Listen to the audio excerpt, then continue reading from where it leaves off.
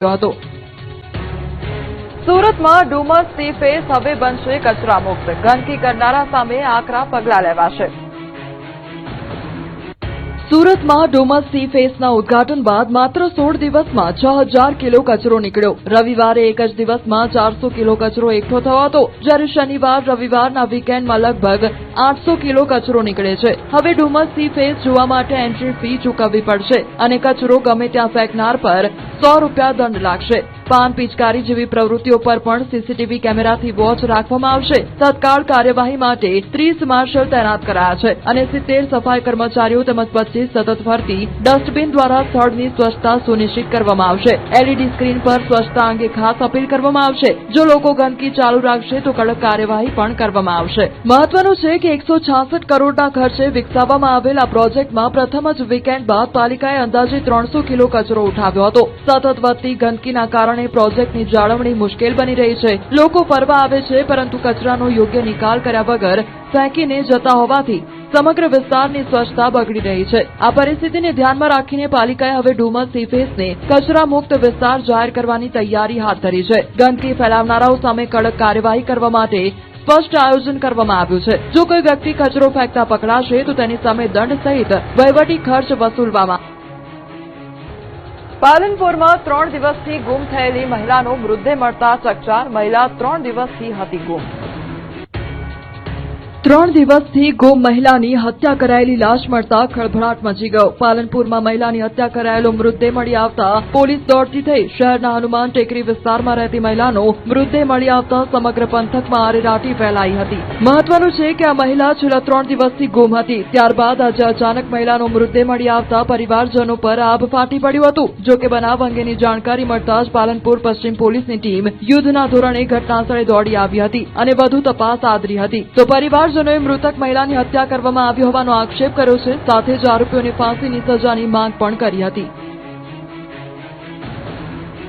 ઘાસચારો લેવા ગયેલી મહિલાની દાટી દીધેલી હાલતમાં લાશ મળતા ચકચાર મચી। પોલીસે આરોપીને દબોચી લઈ કરી કાર્યવાહી।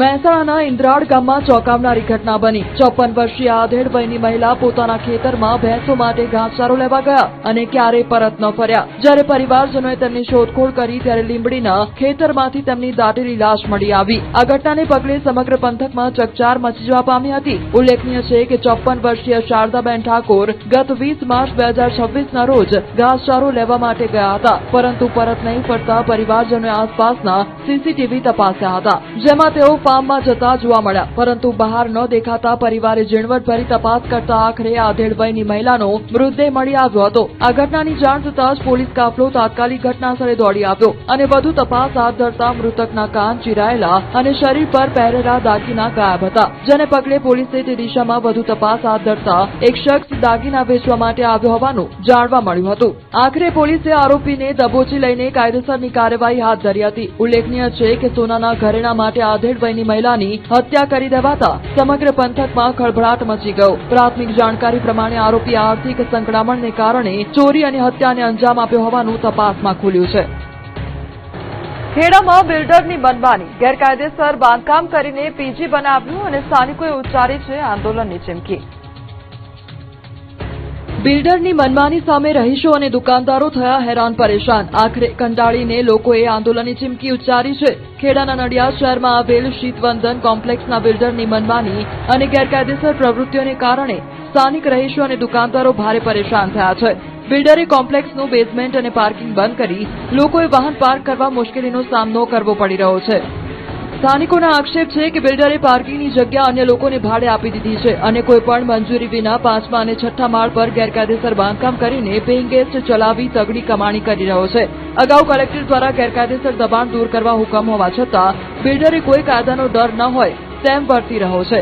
નડિયાદ મનપાના ડેપ્યુટી કમિશનરનું કહેવું છે કે બિલ્ડરને ગેરકાયદેસર બાંધકામ અને પાર્કિંગના કોમર્શિયલ ઉપયોગ મામલે 3 દિવસમાં મંજૂરીના પુરાવા રજૂ કરવા નોટિસ ફટકારી છે। પુરાવા ન મળ્યા તો સીલિંગ અને તોડફોડ સહિત કાનૂની કાર્યવાહી હાથ ધરાશે। બીજી તરફ સ્થાનિકો ચીમકી ઉચ્ચારી છે કે જો ન્યાય વહેલી તકે ન મળે તો તેઓ ગાંધી ચિંધ્યા માર્ગે ઉગ્ર આંદોલન કરવા મજબૂર બનશે। ગીર સોમનાથના ઉના નવાબંદર ગામે 4 થી 5 જેટલી બોટમાં આગ ભભૂકી ઉઠી। અગમ્ય કારણોસર ફિશિંગ બોટોમાં આગ લાગતા અફરાતફરી મચી ગઈ હતી। સ્થાનિકો દ્વારા ઉના ફાયર ફાઈટરને જાણ કરાતા કલાકોની જહેમત બાદ આગ પર કાબુ મેળવાયો.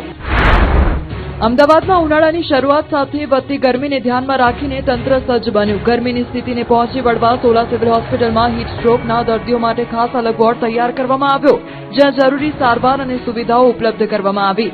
આ ઉપરાંત વોર્ડમાં ORS પણ ઉપલબ્ધ રાખવામાં આવ્યું છે, જેથી ડિહાઇડ્રેશનથી બચી શકાય. વડોદરામાં 12 દિવસ બંધ રહેશે અકોટા દાંડિયા બજાર બ્રિજ. બુલેટ ટ્રેનની કામગીરીના પગલે 27 માર્ચથી 8 એપ્રિલ સુધી બ્રિજ બંધ રહેશે.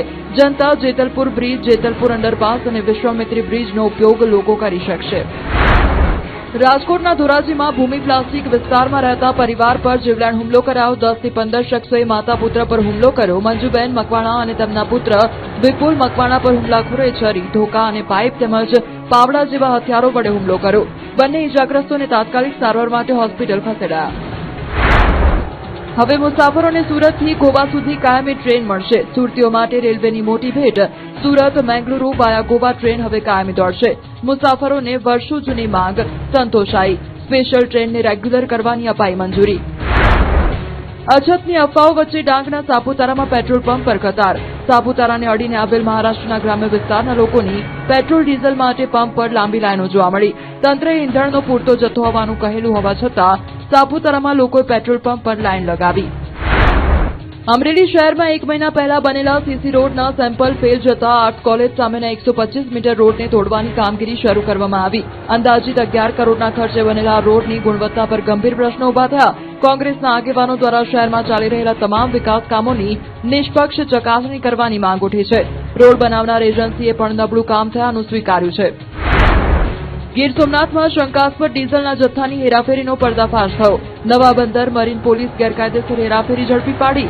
તળ ચેકપોસ્ટ ખાતે વાહન ચેકિંગ દરમિયાન 3 વાહનો પકડાયા. 3 બોલેરો ગાડીઓમાંથી ડીઝલનો જથ્થો મળી આવ્યો. જપ્ત મુદ્દામાલની કુલ કિંમત ₹25 લાખથી પણ વધુ છે. જામનગરમાં રામનવમીના પાવન અવસરે વિશ્વ પ્રસિદ્ધ બાલા હનુમાન મંદિરમાં ભવ્ય રામ જન્મોત્સવની મહાઆરતીનું આયોજન કરવામાં આવ્યું. હજારોની સંખ્યામાં ભક્તોએ પરંપરાગત રીતે શ્રી રામ જય જય રામના અખંડ રામધૂનમાં ભાગ લીધો. આરતી દરમિયાન ભક્તોએ ભક્તિ ગીતો ગાઈ શ્રદ્ધા દર્શાવી અને રામ જન્મોત્સવની શુભકામનાઓ આપી આનંદ વ્યક્ત કર્યો. તે દરમિયાન મંદિર પરિસરમાં ભક્તિમય વાતાવરણ છવાઈ ગયું. ચૈત્ર નવરાત્રી નિમિત્તે શ્રદ્ધાળુ અંબાજી મંદિરે પહોંચી રહ્યા છે, ત્યારે ભરૂચ દાંડિયા બજારમાં અંબાજી મંદિરે આઠમ નિમિત્તે ભક્તોની ભારે ભીડ જોવા મળી. ભરૂચના દાંડિયા બજારમાં આવેલ પૌરાણિક અંબાજી માતાજીના મંદિરે ચૈત્રી નવરાત્રીની આઠમ નિમિત્તે ભક્તિભાવનો માહોલ છવાઈ ગયો. વહેલી સવારથી જ ભક્તોની ભારે ભીડ ઉમટી પડી હતી અને માતાજીના દર્શન માટે લાંબી લાઈનો લાગી હતી. ડાંગ જિલ્લામાં ટેન્કર પ્રથા બંધ થયાના દાવા વચ્ચે નવા ટેન્કરોની ખરીદી થઈ. આપે ભ્રષ્ટાચારના આક્ષેપ મૂક્યા. ડાંગ જિલ્લામાં પાણી પુરવઠા મુદ્દે ફરી એકવાર મોટો પ્રશ્ન ઉભો થયો છે. એક તરફ ડાંગના ધારાસભ્ય પોતાના ભાષણોમાં ભૂતપૂર્વ સરકારની કહેવાતી લાલ ટેન્કર પ્રથાને પૂર્ણ રીતે બંધ કરી દીધી હોવાનો દાવો કરે છે, પરંતુ બીજી તરફ હકીકત કંઈક અલગ જ તસવીર રજૂ કરી રહી છે. માહિતી મુજબ વર્ષ 2024-25 અને 2025-26 દરમિયાન ધારાસભ્યની પોતાની ગ્રાન્ટમાંથી જ પાણીના નવા ટેન્કરોની ખરીદી કરવામાં આવી રહી છે, જેને લઈને હવે સ્થાનિકોમાં સવાલો ઉઠી રહ્યા છે. જો ટેન્કર પ્રથા ખરેખર બંધ થઈ ગઈ હોય તો પછી નવી ટેન્કરો ખરીદવાની જરૂર શા માટે પડી? ગ્રામ્ય વિસ્તારોમાં પાણીની સમસ્યા હજી યથાવત છે કે પછી વિકાસના દાવાઓ માત્ર કાગળ પર જ જણાઈ રહ્યા છે? આ મુદ્દે રાજકીય ગરમાવો પણ વધ્યો છે. આમ આદમી પાર્ટીના નેતાએ તો ટેન્કરની ખરીદીમાં ભ્રષ્ટાચારના આક્ષેપ લગાવ્યા અને સમગ્ર મામલે તટસ્થ તપાસની પણ માંગ કરી. આક્ષેપોના દોર વચ્ચે સૌથી મોટો સવાલ એ છે કે શું ટેન્કર પ્રથા ખરેખર બંધ થઈ છે કે પછી માત્ર ભાષણો સુધી જ મર્યાદિત છે? ઉનાળાની ભીષણ ગરમી પડી રહી છે, ત્યારે ડાંગ જિલ્લાના લોકો હવે સ્પષ્ટતા અને પારદર્શકતા માંગે છે. ગુજરાતમાં નવા શૈક્ષણિક વર્ષથી 32 પાઠ્યપુસ્તકોમાં મોટા ફેરફાર. ભાષા, ગણિત, વિજ્ઞાન અને ટેકનોલોજી પર વિશેષ ભાર.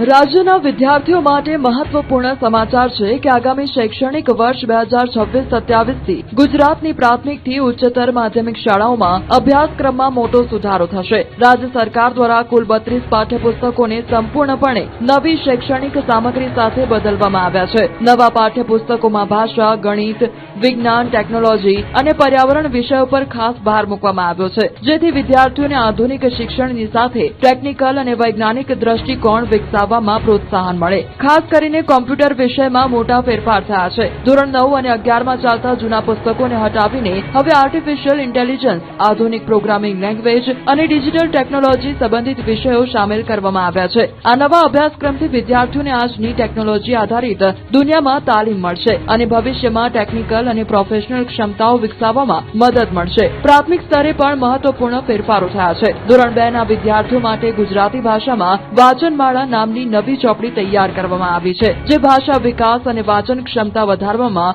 મદદ કરશે. ધોરણ 3 માં ગણિત મેળો અને પર્યાવરણ વિષયમાં આપણી અદ્ભુત દુનિયા પુસ્તકનો સમાવેશ કરવામાં આવ્યો છે, જ્યારે ધોરણ 6 માટે ગણિત પ્રકાશ અને વિજ્ઞાનમાં કુતૂહલ નવા પાઠ્યપુસ્તકો રજૂ કરવામાં આવ્યા છે. આ ફેરફારો માત્ર ગુજરાતી માધ્યમ માટે જ નહીં, પરંતુ હિન્દી અને અંગ્રેજી